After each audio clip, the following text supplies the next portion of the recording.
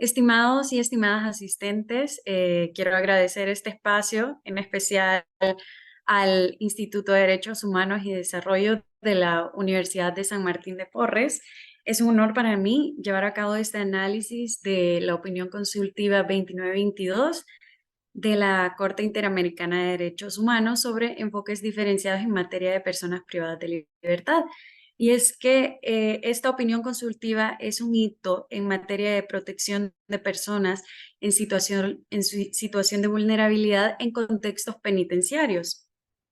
Abordaremos la estructura de la opinión consultiva, algunas consideraciones que tuvo en cuenta la Corte Interamericana y también algunos votos concurrentes de los jueces eh, que tuvo muy importante a tomar en cuenta a la hora de desarrollar estos estándares. Iniciaremos con el contexto y es que es a raíz de una solicitud de la Comisión Interamericana de Derechos Humanos el 25 de noviembre de 2019 para abordar la interpretación de ciertos artículos de la Convención Americana sobre Derechos Humanos respecto de la protección de poblaciones en situación de vulnerabilidad en la privación de libertad, como por ejemplo mujeres embarazadas, en periodo de parto, posparto y lactancia, cuidadoras o cuidadores principales, personas LGBT, personas indígenas, personas mayores y niños en centros penitenciarios con sus madres o padres. A raíz de este origen androcéntrico y binario de los centros penitenciarios, que muy bien lo menciona la Corte Interamericana, menciona que no atienden a estas necesidades diferenciadas y a la interseccionalidad de estas poblaciones. También menciona los contextos de hacinamiento en la región como una de los primeros desafíos que se debe de enfrentar a nivel regional. También el rol consultivo de la Corte IDH como máxima intérprete de la Convención Americana, que le da esta función el artículo 64, específicamente el artículo 64.1. Debo de mencionar que tuvo una participación numerosa de diversos actores gracias a estas audiencias convocadas a partir de esta solicitud. Fueron convocadas por la Corte Interamericana de Derechos Humanos y tuvo bien a disposición la recepción de estos comentarios. Y estos comentarios yo creo que son muy importantes porque aborda a la construcción de estos estándares y cómo hicieron eco estas voces de estas poblaciones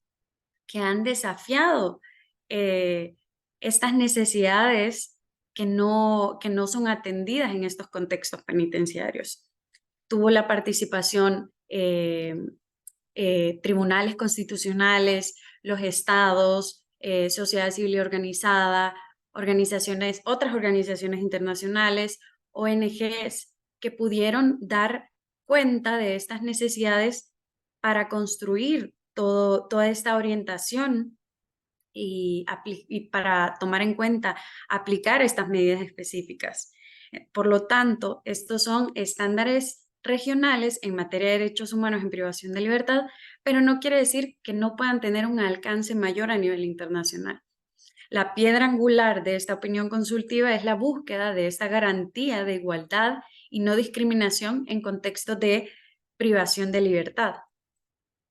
Ahora veremos el contenido de la opinión consultiva y es que su estructura se basa en dos partes. Un preámbulo con la presentación sobre la solicitud que hace la Comisión Interamericana de interpretar ciertos artículos y enuncia estos fundamentos de la solicitud y la participación que tuvo en esta opinión consultiva, y una parte dispositiva expresando la opinión que tiene la Corte acerca de estas medidas, de qué medidas se podrían tomar en cuenta. Las características de esta opinión consultiva es que es orientativa,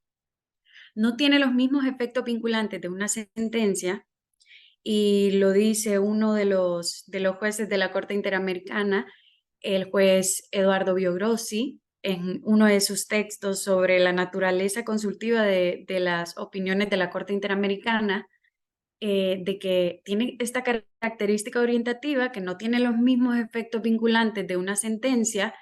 que por lo tanto no es per se obligatoria, pero no significa que los estados no puedan implementarla de forma obligatoria dentro de los estados, en su territorio.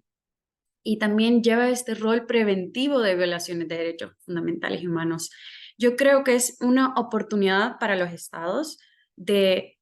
corregir el sistema, oportunidades de mejora para identificar y atender estas necesidades diferenciadas y prevenir esta violación, no solo por el compromiso internacional y la apariencia de un Estado, sino por el compromiso que tiene con las y los ciudadanos, de un sistema de justicia, un sistema penitenciario que funcione. Y también algo característico de la Corte Interamericana es la aplicación del principio pro persona. Si ustedes leen las sentencias o las opiniones consultivas, siempre suele aplicar el principio pro persona y es la tutela efectiva de la dignidad humana, de los derechos de las personas que mejor le favorezca. Es decir, también aquí la Corte hace un llamado a los estados a que no se limiten a estos estándares mínimos que deja la Corte Interamericana como una orientación, sino que los adapten a sus realidades específicas y que puedan incluso mejorarlas. Esto es muy relevante en materia de estándares, como les mencionaba anteriormente. Creo que puede tener un alcance más allá de nuestra región y, por tanto, cuando ustedes revisan respecto de la redacción, obedece a los objetivos de la naturaleza interpretativa y preventiva de las opiniones consultivas. Ahora veremos el marco normativo del que hace mención en un principio, que es, por ejemplo, la Convención Americana sobre Derechos Humanos, el reglamento de la Corte IDH que hace referencia del artículo 70 al 75, otros tratados regionales en materia de derechos humanos de las poblaciones en situación de vulnerabilidad. En este caso pueden ver cómo hace referencia e interpreta la Convención de Belém do Pará, también la Convención Interamericana sobre Derechos Humanos de Personas Mayores, pactos internacionales como el Protocolo de San Salvador, y también hace énfasis en otros instrumentos que conciernen a la protección de los derechos humanos. Se extiende a interpretar, por ejemplo, el derecho consuetudinario, observaciones de comités técnicos como el Comité de los Derechos del Niño,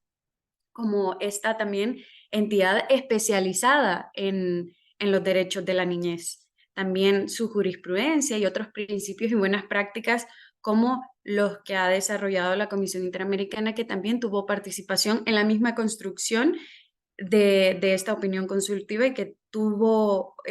consideración la Corte Interamericana. Ahora veremos el alcance e interpretación, los aspectos clave en sí de esta opinión. Y es que la Comisión Interamericana le solicita que interprete a la luz de estos enfoques diferenciados el artículo 1.1 que trata sobre el respeto, la obligación de respeto de los estados sobre los derechos, el artículo 4.1 sobre el derecho a la vida,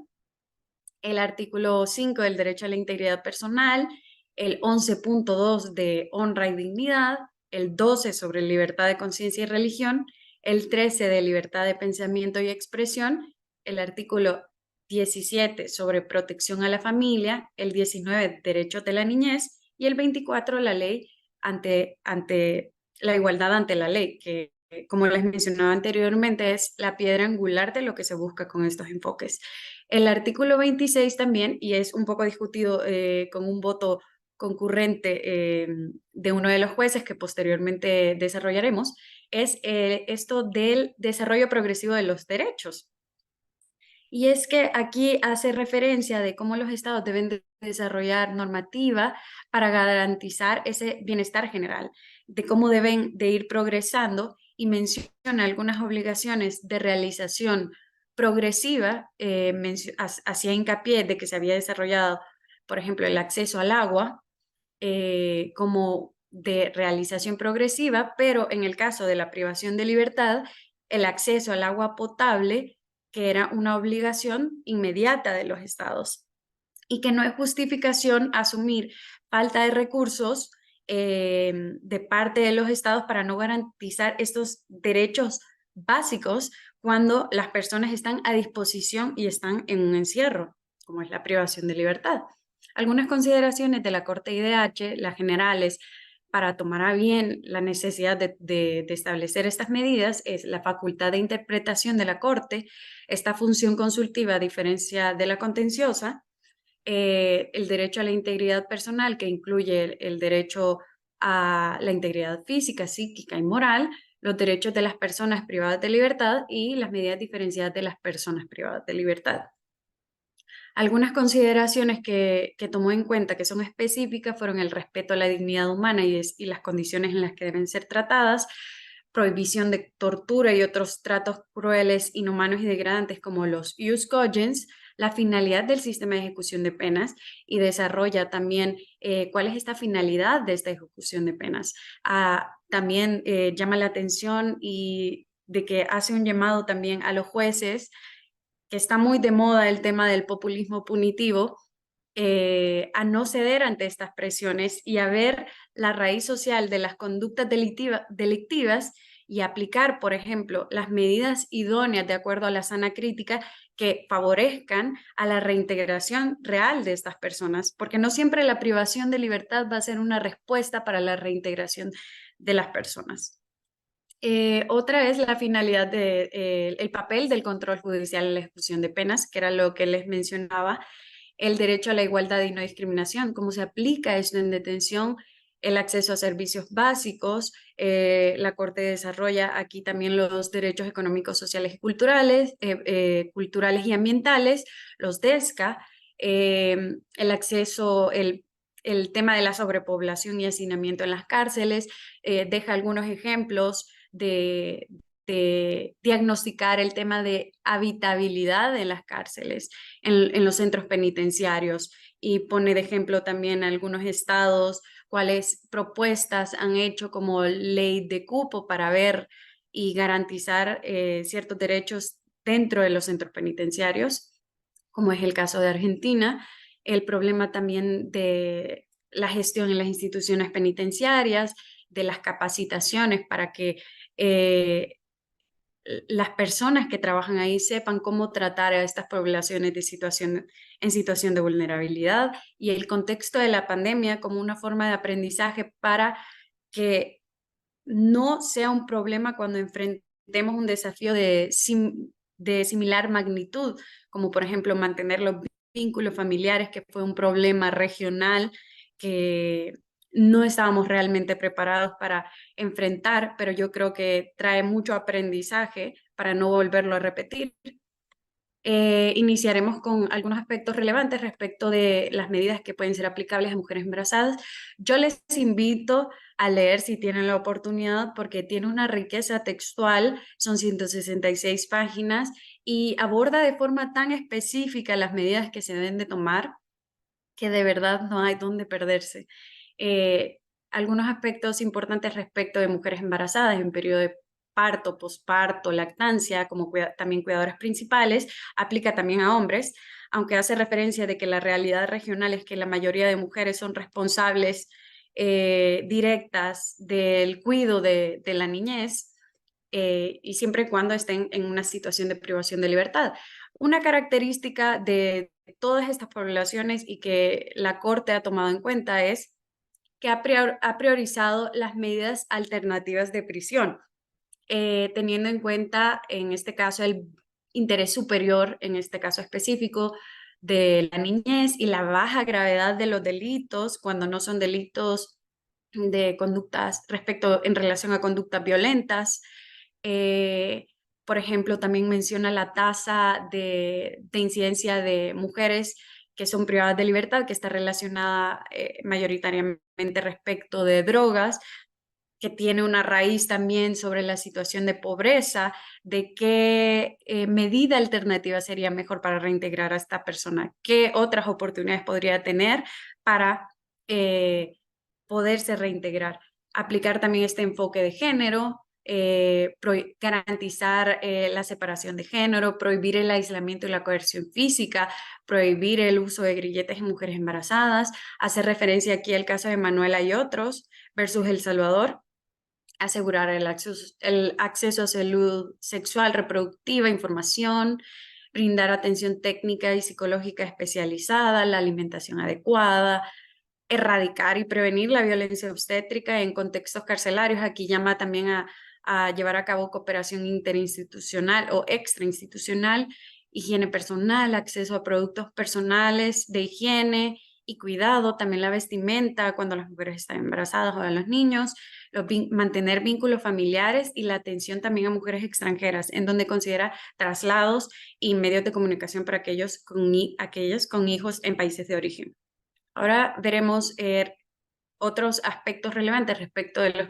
que se aplican a niños que viven en centros de detención con sus madres cuidadoras principales u hombres cuidadores principales. Debo decir que no se hace referencia a menores en conflicto con la ley penal juvenil, sino específicamente a niños que viven en centros de detención o que sus madres están privadas de libertad. La Corte destaca también establece preferencia por las medidas alternativas, dice que son un grupo especialmente vulnerable, deben identificarlos, monitorear sus condiciones constantemente y necesidades. Va desarrollando principios rectores como la igualdad, el interés superior de la niñez, de tomar en cuenta también sus opiniones, también toma en cuenta el acceso a servicios básicos, nutrición adecuada, garantizar la lactancia materna, la introducción gradual de alimentos complementarios adecuados. También habla de la infraestructura, de adecuar estos espacios para que no parezcan centros penitenciarios como solemos verlos, para que los niños tengan acceso a tener este vínculo con las madres o padres. También llama a apoyar la crianza positiva, a mantener también los vínculos con el otro progenitor, priorizando el bienestar infantil. También habla de que los niños tienen derecho a permanecer con su familia biológica. Y especialmente con respecto de las medidas alternativas, se insiste en que se puedan aplicar estas medidas alternativas cuando pueda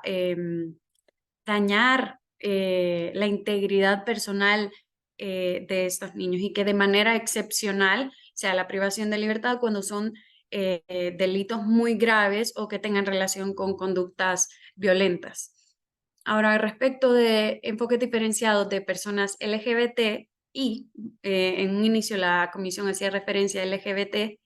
pero la Corte incluye intersex y también no se limita a otras expresiones de género o identidad de género. Reconoce también la discriminación histórica y la violencia que enfrentan, destaca que hay prejuicios por orientación sexual, identidad o expresión de género, sugiere también la sustitución de penas privativas de libertad por alternativas menos gravosas, considera el principio de separación y la determinación de la ubicación tomando en cuenta la seguridad de ellos y ellas, también dependiendo de qué es lo que consideran ellos seguro. Por lo tanto,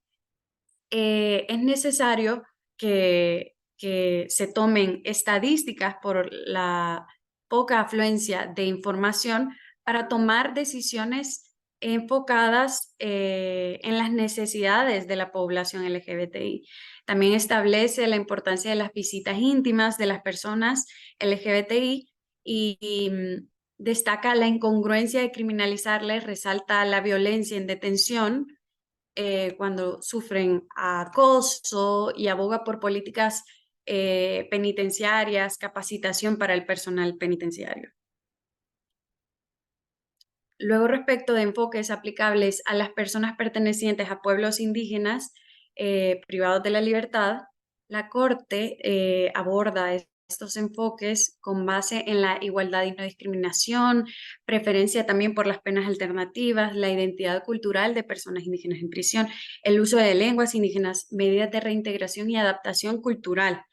prevención de violencia contra personas indígenas en detención. Menciona mucho el convenio 169 de la OIT, que reconoce y establece esos derechos específicos de pueblos originarios, incluyendo sus condiciones culturales y su justicia consuetudinaria. destaca de reconocer la identidad cultural de estas personas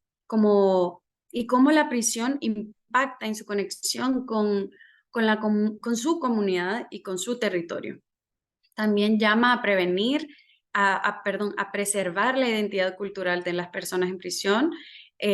con énfasis en prácticas religiosas, tradiciones y elementos adecuados culturalmente. Enfatiza el derecho también a usar su lengua antes y durante detención y la necesidad de programas de reintegración cultural en colaboración con sus comunidades y líderes indígenas. Ahora, respecto de aquellos enfoques diferenciados aplicables a personas mayores, la Corte también vuelve a mencionar las medidas alternativas como primera opción y solo en casos excepcionales la detención, la privación de libertad, define cómo se considera una persona mayor, personas que tienen 60 años cumplidos, teniendo en cuenta, deben de tomar en cuenta la salud y la conducta a la hora de preferir penas alternativas. Habla del el acceso y movilidad, de la importancia del alojamiento accesible, fácilmente disponible para personas, los ajustes razonables y eliminación de barreras. También tomé en cuenta el tema de la situación de discapacidad relacionado a la vejez. También habla del derecho a la salud, de garantizar, por ejemplo, atención médica integral, medidas paliativas, cuidando su salud física y mental. El contacto familiar subraya que las personas mayores deben de mantener el contacto con sus familias, con facilidades para visitas, comunicación y fomentando la reintegración. Respecto de la reintegración social, la Corte enfatiza la necesidad de programas de reintegración adaptadas a las necesidades individuales. Y esto es algo que menciona de cada población, que se deben de evaluar caso por caso y también aplicar, por ejemplo, equipos multidisciplinarios que puedan atender a sus necesidades respecto de salud, alimentación y estas necesidades diferenciadas. Ahora, la resolución de la opinión por unanimidad de la Corte menciona que es competente para emitir esta opinión consultiva. Enfatiza que los estados deben de aplicar un enfoque diferenciado para atender estas necesidades. No obstante, hay un voto parcialmente disidente de la jueza Elizabeth Benito Odio. Ella destaca la complejidad de la protección de los derechos de las mujeres, defiende los derechos de las personas trans, pero objeta su aplicación bajo algunas categorías, advirtiendo sobre el tema de violaciones y embarazos de mujeres privadas de libertad. Pero es por ello que también menciona la Corte en la opinión consultiva de la toma de datos y evaluar caso por caso. Menciona de que los principios Yogyakarta, porque también toman en cuenta las reglas Mandela y los principios de Yogyakarta como fuente de derecho, argumentando que carecen de validez porque fue llevada a cabo por especialistas a título personal, académicos, y que puede generar conflicto con tratados existentes. Rechaza la equiparación de género con sexo y subraya la importancia de no socavar avances feministas en el derecho internacional de los derechos humanos. Esta es una de las últimas participaciones de la jueza Elizabeth Odio en las opiniones consultivas y ahora con el voto concurrente del juez Humberto Antonio Sierra destaca discrepancias en el análisis de los DESCA para ciertos grupos en detención. Se enfoca en estándares de condiciones de encarcelamiento y la falta de diferenciación entre obligaciones inmediatas y progresivas, lo que veníamos mencionando, y argumenta de que pueda ser de difícil aplicabilidad o efectividad a la hora de que los estados no cuenten con recursos. No obstante, yo creo que en la opinión consultiva en general hay suficientes perspectivas y alternativas para que funcione de forma integral el sistema de justicia, el sistema penitenciario, desde la condena para ver una medida alternativa cuando no se puede cumplir con el hecho de garantizar y de acuerdo al contexto de cada país y el contexto penitenciario, preferir una medida alternativa en vez de la privación de libertad cuando no se pueden garantizar ciertos derechos por falta de recursos. El voto razonado del juez Eduardo Ferrer MacGregor Destaca la importancia del enfoque diferenciado, promueve la igualdad y no discriminación, respeta la jurisprudencia y legislaciones que apoyan este enfoque, menciona mucho el Estado de Colombia, también respalda la postura de la Corte sobre el tema de sobrepoblación, que hay que tomar medidas sobre el tema de hacinamiento, porque son factores que agravan la situación carcelaria, y su voto en general respalda la postura de la Corte centrada en abordar las vulnerabilidades y problemas estructurales para garantizar estos derechos y prevenir violaciones. Entonces, prácticamente yo creo que esta es una orientación, una oportunidad de mejora para los estados, una oportunidad de corregir, y soy muy optimista porque creo que es de verdad un hito en el tema de protección de derechos en contextos penitenciarios, especialmente en estos grupos en situación de especial vulnerabilidad. Y aquí termino con mi presentación. Muchas gracias. Agradecer nuevamente al instituto y a todas las personas asistentes por permitir estos espacios de exposición y discusión sobre el tema de derechos de las personas privadas de libertad. Es un honor para mí haber compartido con ustedes y espero que se animen a leer la opinión consultiva. Yo creo que tiene una riqueza de perspectivas, y espero poder tener esta oportunidad nuevamente. Un saludo cordial a todas y a todos.